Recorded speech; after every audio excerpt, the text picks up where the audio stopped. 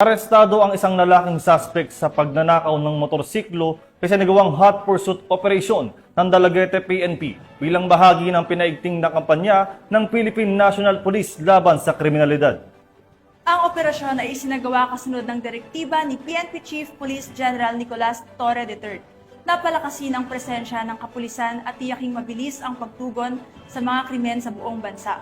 Patrolwoman Judith Nicanor sa balita. Rehas ang isang lalaking suspect sa pagnanakaw ng isang motorsiklo matapos ang isinagawang hot pursuit operation ng mga kapulisan ng Dalaget nito lamang nakaraan.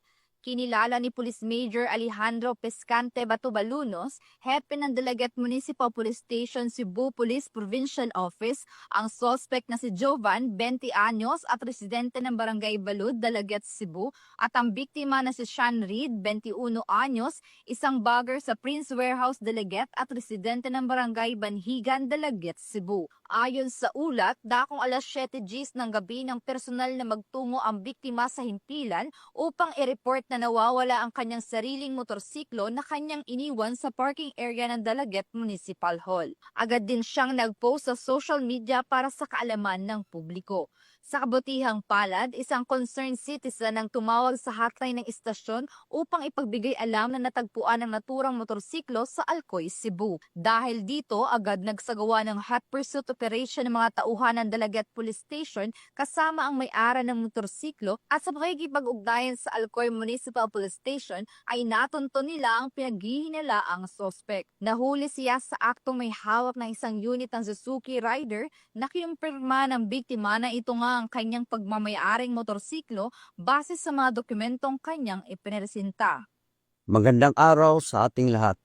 Ako po si Police Major Alejandro P. Batubalunos, Chief of Police ng Dalaget Municipal Police Station. Taos-pusong napapasalamat sa lahat ng tumulong at nagbigay ng impormasyon kung saan napadali ang pagkaaresto ng suspetsado sa pagnanakaw ng motorsiklo.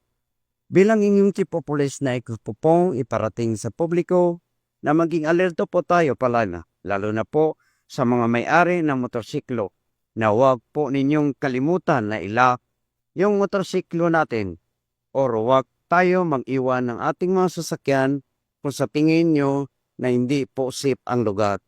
Kung sakaling may mga insidente po, okay na lang ang mga tao sa inyong lugar, maaari po kayong tumawag sa ating himpilan sa mga numerong ito,